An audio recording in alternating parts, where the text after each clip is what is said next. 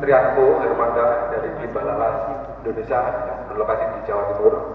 Saya mewakili rekan-rekan dari Jawa semua ya.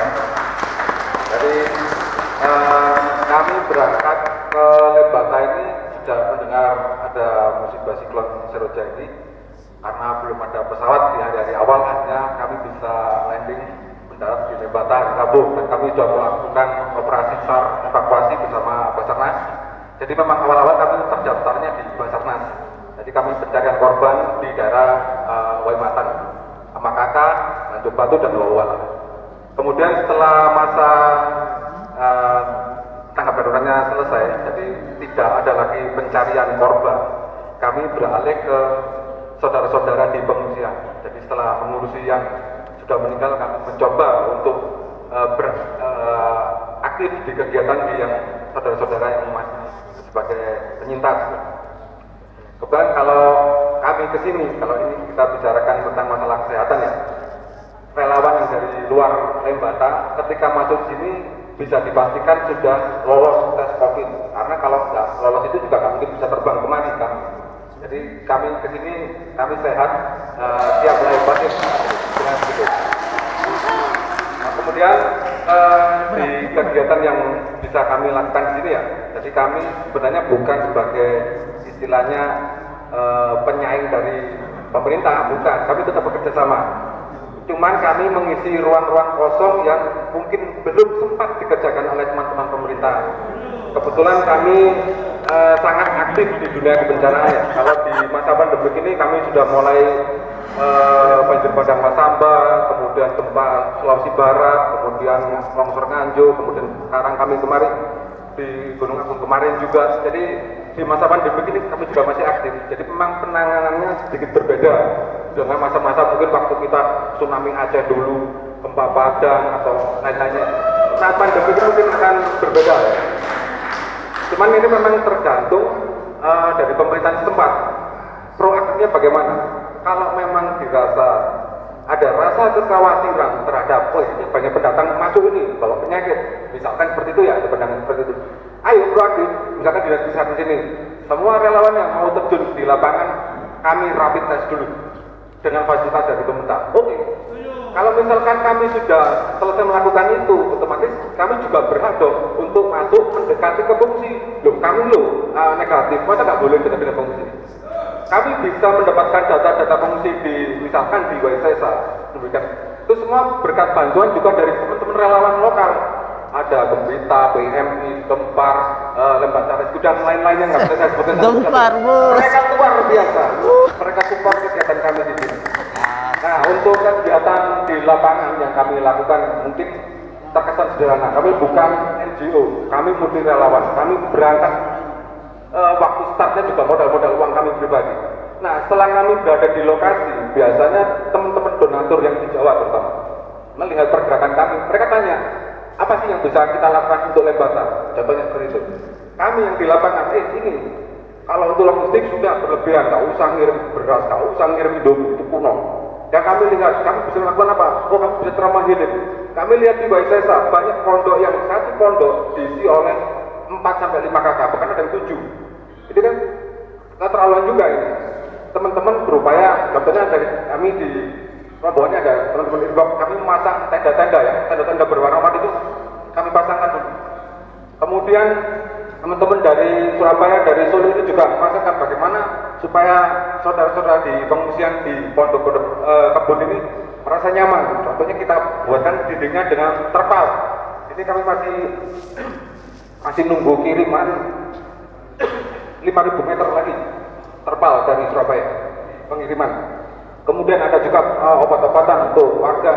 Ini nanti mungkin kerjasamanya dengan kawan-kawan kami ya. Itu ada Bang Andre, itu yang aktif sekali bersama dengan kami. Jadi mungkin solusi ya untuk kami pergerakan kami. Kalau kami misalkan harus bergabung dalam arti bantuan yang kami serahkan harus jadi satu dengan posko, itu agak kesulitan karena program kami sedikit banyak berbeda. Jadi kayak misalkan teman-teman lakukan ini teman-teman dari Surabaya di bonek ini ya. Ini yang mereka kemarin belanja mainan anak-anak.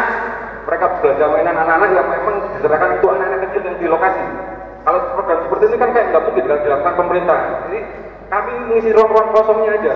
Jadi yang mungkin dilakukan pemerintah karena mungkin konsentrasinya ada yang lebih penting, kami ambil bagian-bagian yang kecil. Itu yang bisa kami lakukan. Jika untuk supaya kami bisa lebih dekat dengan masyarakat, andai kata memang kami diwajibkan harus rapid test ulang, kami bersedia. Tetapi kami mohon juga setelah hasil rapid tadi kami pegang, itu menjadi kota dasar juga kami untuk mendekati saudara-saudara kami di pengungsian. Terima kasih, Kak. Asik. Terima kasih Bapak Trianto ya. Trianto. Ya. Baik, Bapak Ibu sekalian, Bapak Kapolres sudah 6 pembicara yang kita berikan dalam sesi pertama ini. Silakan nanti Pak Kapolres memberi penjelasan kepada kita sekalian. Kemudian ada hal-hal yang perlu saya tambahkan, saya tambahkan, dan kita lempar lagi di sesi berikutnya.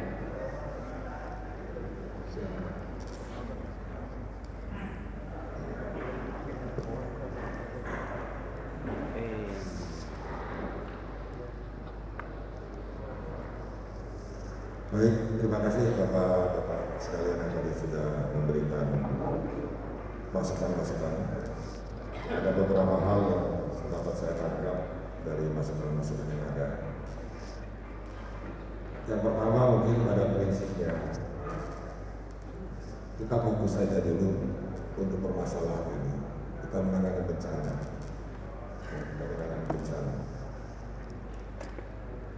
Masalah hubungan legislatif dengan eksekutif jujur itu tidak bukan kewenangan saya.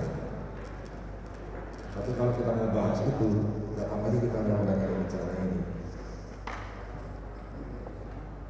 Itu banyak disampaikan dari pertanggungjawaban masalah bantuan yang erupsi kemarin segala macam.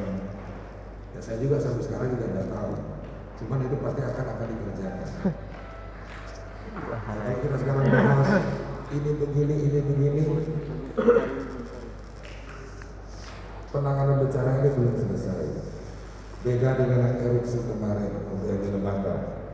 Erupsi kemarin gunungnya agak turun statusnya, dari BMKG mengizinkan mereka boleh pulang. Rumahnya masih ada. Kalau sekarang dibilang sudah aman, mereka mau pulang kemana? Ada beberapa rumah yang tidak bisa lagi dipakai. Nah inilah yang membuat pemerintah sudah menetapkan masa tanggap darurat awal mengenai SAR dan evakuasi itu dihentikan. Kita mulai ke masa transisi untuk mulai menangani warga kita yang masih hidup, yang perlu kelanjutan kehidupannya. Nah ini mungkin sedikit gambaran. Saya tidak terlalu banyak masalah teori-teori segala macam. Yang saya perlukan di sini adalah kesatuan niat kita kalau ingin membantu. Kita luruskan. Kalau mau ngomong masalah eksekutif, legislatif, beda lagi. Nah ini yang perlu Bapak-bapak ibu sekalian perhatikan. Otak dangkal juga. Saya mengerti, saya sudah tahu situasi kondisi di lembaga ini. Tapi tolong dipisahkan. Tolong dipisahkan. Kalaupun Bapak ibu sekalian tetap mau seperti ini, saya cuma bisa melihat. Saya cuma bisa melihat, saya katakan. Saya cuma bisa melihat dan saya akan tidak lanjutin apabila memang ada yang keluar daripada batas-batas yang ditentukan. Saya akan bisa melarang kalau tidak seperti ini maunya.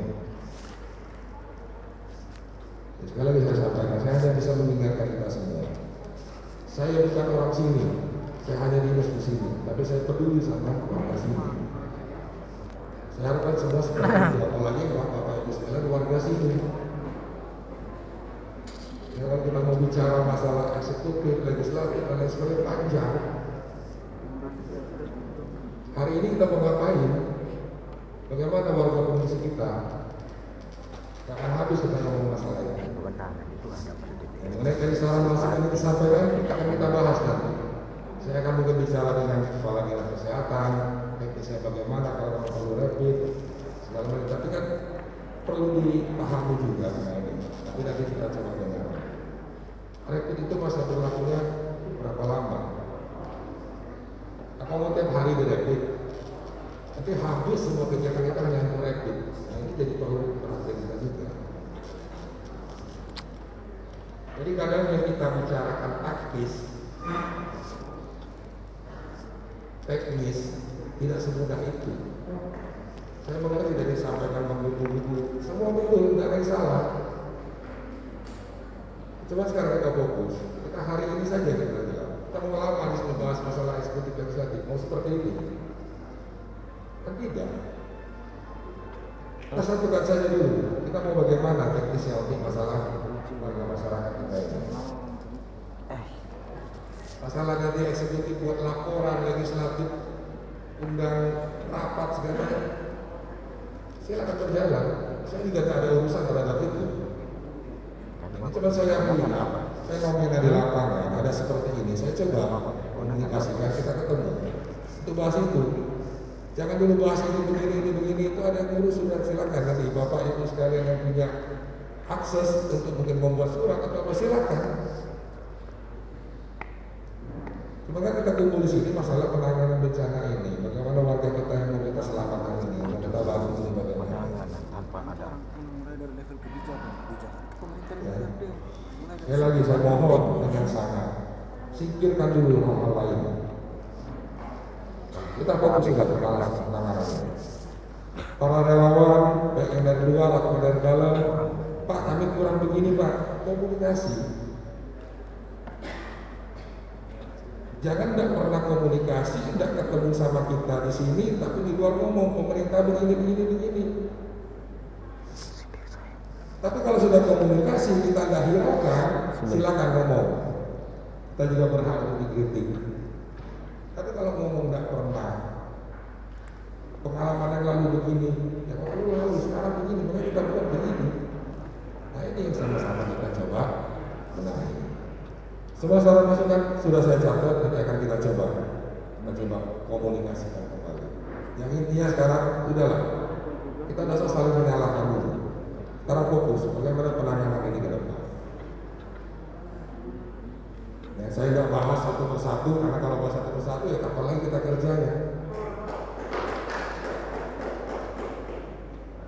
Yang penting saya minta, saya harapkan kita semua di sini tujuannya sama-sama ingin membantu. Nah, sekarang bagaimana membantu ini bisa terintegrasi dengan baik, itulah yang perlu kita komunikasikan saat ini. Masalah kenapa sekarang baru dipanggil, tidak dari dulu, ya situasionalnya seperti itulah.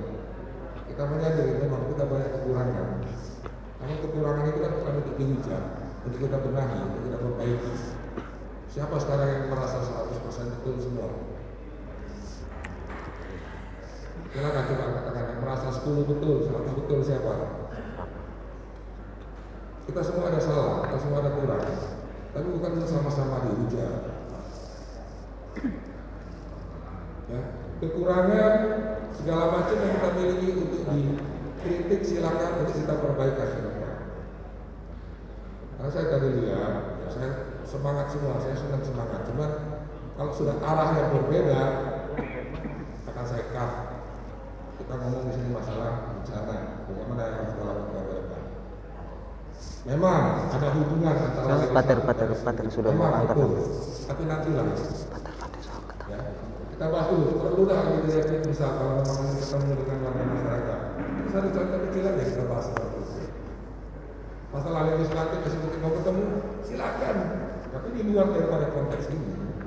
Jadi jangan mencampur adukan. Para relawan, Pak kami kurang air, itu belum datang bantuan kami. Kita coba siapkan juga. Nah, seperti itulah yang perlu kita saat ini lakukan sehingga kita bisa berjalan. Ya, mau nunggu eksekutif legislatif bertemu, terus kita sekarang ngapain? Ya sekali lagi saya mohon, saran masukan tadi sudah kita catat, kita akan coba tindak lanjuti. Hal-hal lain mungkin yang perlu disampaikan oleh Bapak Sekda, silakan. Tapi harapan saya, pisahkan undang-undang Bapak Ibu sekalian terhadap yang lain-lain, kita fokus ke masalah penanganan bencana. Itu aja saran saya. Terima kasih, selamat pagi. Terima kasih Bapak Kapolres.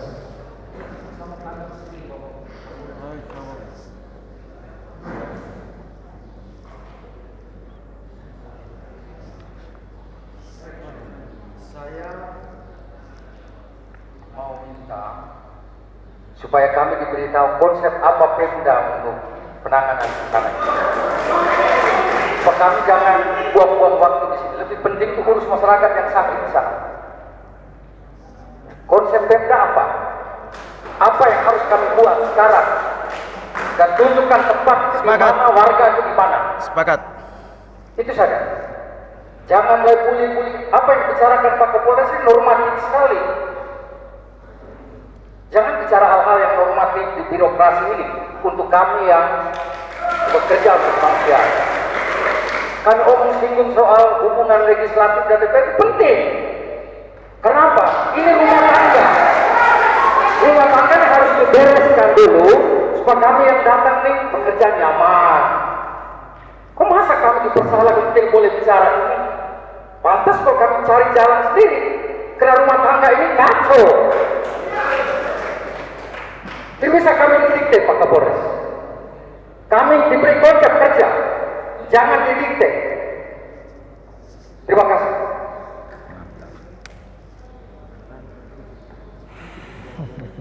Baik, terima kasih. Saya menambahkan, kemudian kita langsung fokus pada sesuai usulan gitu ya. Jadi biar kita jangan terlalu banyak melebar. Yang pertama kaitan dengan data. Mohon maaf mungkin karena kita tidak berkumpul bersama, tidak sering berkumpul bersama sebagaimana evaluasi teman-teman sekalian, sehingga sharing data ini, kita berbagi data itu sangat terbatas. Nah, kami punya data juga, tetapi mungkin data yang dipunyai kita itu belum komprehensif, belum valid. Nah, kita update setiap hari sampai dengan pukul 4. Kalau dalam masa transisi, dalam masa tanggap darurat itu update kita sampai dengan pukul 6. Selanjutnya kita melakukan Vikon dengan pemerintah provinsi dan pemerintah pusat. Itu setiap hari. Nah, dalam masa transisi kita sudah bergeser sesuai dengan arah dari BNPB. Kita selalu update sampai dengan pukul 3 sehingga jam 4 itu lakukan Vikon. Jadi Vikon dilakukan setiap jam 4 menyampaikan data-data semuanya itu, termasuk pengungsi yang data korban, rumah rusak, hasum, infrastruktur yang rusak, dan beberapa lainnya. Dan data di dalam ini memang tidak ada, tetapi kita coba tempel di luar situ supaya bisa dilihat. Data itu sifatnya menyampaikan kepada kita untuk kita mengetahui, sekaligus kita memberikan masukan, jangan sampai tidak valid. Nah, itu kepentingan kita. Kami tampilnya di luar situ. Data ada. Nah, di sini yang poin kami temukan kemarin di lapangan. Nah, itu setelah konfirmasi dengan Pak Camat dan Sekretaris Camat, ternyata mereka juga belum mampu menjangkau secara menyeluruh kepada pusat-pusat pengungsian mandiri di Parakolan, di Waisesa dan lain-lain. Itu kita hanya baru temukan satu desa ya. Sehingga saya menjelaskan yang terjadi ya. Sehingga beberapa donatur relawan itu langsung ke sana. Dan memang konsep yang disampaikan tadi bahwa relawan akan mengisi ruang kosong di mana pemerintah belum masuk, sepakat itu. Tapi memang harus kita berkoordinasi. Kembali kepada usulan tadi, maka data itu sebenarnya ada di sini. Kita minta kalau bisa diupdate sama-sama yang punya data. Itu by name by address ada, bukan hanya di Lape dan di Lape Timur, tetapi juga Lebat Tukan, Ome dan Buya, dan AKDI, karena 6 kecamatan yang terdampak banjir, tanah longsor maupun gelombang pasang. Hingga semuanya ada di sekretariat di teman-teman kita di belakang sini ada. Saya sudah minta dibuatkan dalam baliho. Hanya ya baliho ini satu orang saja yang kerjakan. Jadi nanti kita sharing. Kita bisa berbagi di sini. Siapa relawan yang IT-nya bagus, kita minta untuk backup di bagian data untuk melakukan update tiap hari biar supaya bisa menjadi pegangan bersama kita, sehingga tidak ada tumpang tindih atau tidak ada data duplikasi dan lain-lain. Kemudian yang kedua, kaitan dengan koordinasi dari poinnya. Relawan seolah-olah berjalan sendiri-sendiri, tidak terkoordinasi. Kami memaklumi itu. Karena sebagaimana tadi Pak Kapolres sampaikan, pada tanggap darurat saat itu koordinasi kami itu hanya dengan WhatsApp group, by phone, gitu, tanpa ada surat-surat. Karena butuh tindakan cepat di lapangan. Sehingga teman-teman yang dari luar, kami malah pasif. Kita minta supaya kalau bisa datang ke sini, mendaftar supaya kita arahkan kemana dia. Apakah di fasilitas kesehatan atau bergabung di posko-posko lapangan atau kemana? Itu yang harapan kami. Tapi ada beberapa yang masuk ke sini, tetapi ada juga yang secara mandiri masuk ke lapangan. Nah, kami memahami itu dan memang itu kekurangan kami. Kalau itu menjadi kelemahan juga kita siap menerima itu sebagai masukan untuk biar supaya kita membuat lebih maksimal di manajemen berikutnya. Kemudian tadi satu lagi, relawan memiliki deadline waktu. Oke, kita memahami itu.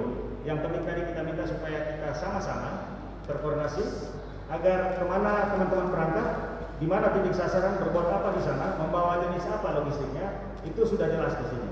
Ini tidak ada terjadi penumpukan. Lalu konsep, ini yang paling pentingnya. Jadi konsep kita di dalam transisi darurat menuju ke pemulihan.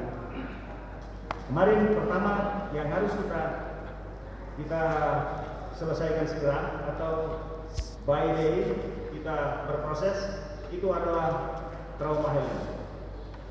Yang pertama kita menyembuhkan luka-luka yang dialami masyarakat kita. Dan sudah dalam diskusi terbatas kita mulai dengan PRD, beberapa waktu sudah 2 hari kita dengan ini. Tetapi ada juga di antara kita yang hadir relawan ini kan punya spesialisasi di situ. Itu nanti kita minta supaya bergabung dalam hal trauma healing misalnya. Nah, trauma healing ini nanti arahnya kemana? Untuk mendukung kebijakan pengembalian mereka ke desa-desa atau kembali ke rumah-rumah asal. Itu juga mendukung sesuai dengan arahan dari BNPB pusat dalam konteks penanganan berbasis COVID. Jadi mereka memberi warning kepada kita, pengungsi jangan lama-lama di camp atau di tenda, harus kembali ke rumah. Walaupun dia masih dalam konteks mengungsi, tetapi sedapat mungkin dia ditampung di rumah-rumah keluarga atau rumah-rumah warga yang menerimanya. Di sana akan ada kebijakan lain, sebagaimana tadi disampaikan Pak Agus Subhan. Akan ada dana tunggu hunian. Dana tunggu hunian itu yang informasi dari BNPB bahwa mereka mendapat 500.000 per kakak per bulan. Berapa bulannya tergantung. Begitu. Jadi itu dia tunggu data dari kita. Nah, data dalam kaitan itu SK-nya sudah kita tetapkan. Mulai tanggal 22, 23, 24 kemarin kita baru rilis tanggal 22. Nah, kami sudah sebarkan ke seluruh posko maupun kecamatan dan kami harapkan dari pemerintah kecamatan bisa meneruskan kepada pemerintah desa, gereja, masjid atau fasilitas publik lainnya untuk diumumkan, dipublikasi untuk mendapat uji petik. Nah, sampai dengan tadi malam saya mendapat WhatsApp Japri, ada beberapa yang harusnya kategori rumah rusak berat tetapi belum dimasukkan. Itu pentingnya kita validasi tadi. Jadi sekarang konsep tahapan uji petik sampai dengan hari ini seharusnya, tetapi bisa berkembang karena tahapan itu bukan hanya 1 kali. Data kami sementara untuk rumah rusak itu 624 unit. 624 dengan kategori rusak berat itu 296 kalau saya tidak salah. Nah, ini yang butuh uji petik dari lapangan. Bisa saja yang disampaikan oleh pemerintah desa maupun kecamatan itu belum mengcover seluruh warga yang ada di sana. Dengan ada persyaratan-persyaratan teknisnya yang diminta. Nah, itu juga ada di sini di Pak Kabit. Kalau BNPB Pakar ya mungkin di kantor ya. Itu juga kita butuh untuk validasi. Lalu kaitan dengan penggeseran atau pergeseran para pengungsi itu ke rumah-rumah warga itu juga itu nanti akan ada satu sumber dana lagi dari Kementerian Sosial untuk jaminan hidup, dana jaminan hidup untuk mereka. Tapi itu juga nanti persyaratan dari kementerian baru kita lengkapi. Kemudian nanti kaitan juga itu dalam kaitan dengan relokasi. Nah, sebelum ke relokasi ada stimulan untuk rehabilitasi rumah. Nah, itu yang dari PSBB. Itu sebagaimana kita dengar bersama, yang rusak berat itu dapat 50 juta, tetapi konteks itu dia hanya membangun atau merehab terhadap rumah yang in situ, bukan ex situ. Jadi kalau seandainya mereka yang nanti terdampak atau relokasi itu sepertinya tidak dapat itu. Dia hanya dapat DTH-nya karena tunggu hunian, tetapi untuk mendapat stimulan itu sepertinya tidak dapat. Nanti dia akan dapat di relokasinya. Karena ada beberapa kementerian yang mengakui, Kementerian Sosial, Kementerian BNPB maupun PUPera. PUPera itu konsepnya atau konteksnya dalam kaitan dengan relokasi saat ini dengan 700 rumah. Nanti sisanya kalau seandainya programnya tidak ada diambil atau di take over oleh BNPB. Nah, ada sejumlah 1.800 lebih kata yang sudah terdata untuk direlokasi. Nah, jadi ini yang kita butuh kualitas tadi, kualitas data. Konsep pertama adalah kalau mahal untuk mengarah kepada beberapa program tadi. Yang kedua kaitan dengan pendorongan logistik. Jadi data kita harus sama supaya kelompok usia mana yang kita memberi susu, mana yang beras dengan hitungan kita adalah 400 gram per hari per orang dan lain-lain. Maka kami butuh teman-teman sekalian langsung kita selesai dari ini selepas ini itu kita bergabung. Bisa saja menawarkan saya di sini, saya di sini, saya di sini. Tetapi kalau seandainya mau kita bagi, nanti mungkin saya meminta salah satu yang dituakan menjadi koordinatornya dulu untuk kemudian bisa sinkron dengan tusi yang ada di komando biar kita lebur di dalamnya. Lalu yang tahapan terakhir dalam transisi menuju pemulihan adalah perbaikan infrastruktur dan masuk ke fasos. Nah, nanti setelah itu baru kita mulai dengan pasca bencana. Jadi tahapan sekarang ini dalam 6 bulan ke depan, 6 bulan bisa lebih cepat, bagaimana disampaikan Pak Kapolres, bisa juga lebih panjang, bisa lebih cepat, bisa juga lebih panjang. Tergantung relokasi beres, kemudian apa tadi, relokasi pengungsi ke rumah warga itu juga tuntas, kemudian penyiapan pembangunan rumah instan sederhana sehat itu selesai, maka kita bergeser berikutnya ke program pasca bencana untuk pembangunan baru atau rehab rekon. Itu konsep dalam atau konteks yang kita akan kerjakan di dalam masa transisi darurat menuju ke pemulihan. Nah, sekarang menjawab semua yang disampaikan tadi, saya kira itu kita mulai masuk sudah bergabung. Nah, saya memperkenalkan dulu supaya jangan sampai simpulnya ke Pak Kapolres atau ke kami. Kami dibantu oleh tim. Para asisten sekda ada 3. Asisten 1 Pak Alonto itu mengurusi data-data pengungsi, lalu bagaimana arahan logistiknya itu nanti dengan beliau. Kemudian asisten 2 itu kaitan dengan lapangan, bagaimana relokasi, penyiapan lahan, apakah yang direlokasi dan seterusnya di bawah kendali yang bersangkutan. Asisten 3 di sekretariat di sini untuk mengkompilasi seluruhnya, lalu download ke posko-posko lapangan. Kalau dinas-dinas melaksanakan sebagaimana tusi yang bersangkutan. Kesehatan dalam kaitan klaster kesehatan. Jadi kalau relawan yang yang memiliki spesialisasi di kesehatan, silakan dengan Dr. Manto, Kadis Kesehatan. Sehingga di sana kolaborasi teknisnya mengarahkan pembagian tugas ke pos-pos mana itu dengan Pak Dr. Manto. Kemudian trauma healing itu saya minta Kadis P3, Pemberdayaan Perempuan dan Perlindungan Anak, Dr. Lucia. Beliau nanti ada dibantu dengan beberapa stafnya. Itu sudah berproses, nanti pendalaman secara teknis nanti dengan beliau sama-sama memberi masukan skema kerja bagaimana, silakan ke sana. Selanjutnya kalau PPPD dia mengcover seluruhnya. Nah, satu hal yang perlu kita ketahui bersama adalah kami sumber daya sangat terbatas, baik kualitas maupun kuantitas itu masih jauh, sehingga seluruh evaluasi yang disampaikan kami menghargai itu, kami menerima dengan senang hati, menjadi perbaikan bagi kami.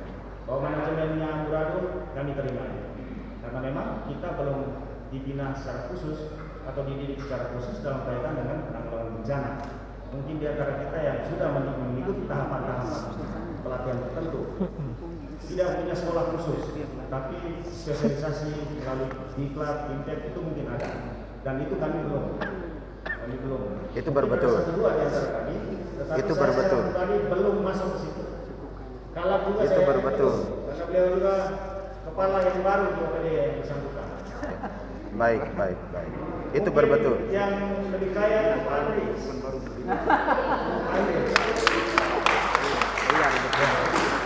Jujur, itu betul. Sudah mendirikan di rumah sakit. Nah, itu yang menjadi soal juga. Jujur, itu baik. Secara fungsional dia bisa menjadi bisa pulang kan? Ya.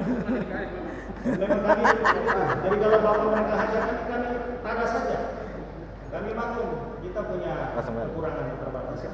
Dan ini kesempatan untuk saling memperkaya, saling mengisi mana yang kami merasa atau ruang kosong di dalam isi kepala kami maupun manajemen kami, silakan kita isi, kita kolaborasi. Saya kira itu, kalau PRD, saya kira sudah selama ini dengan kita. Pak Agus Luman, mungkin masih ada? Masih ada sesi kedua ya.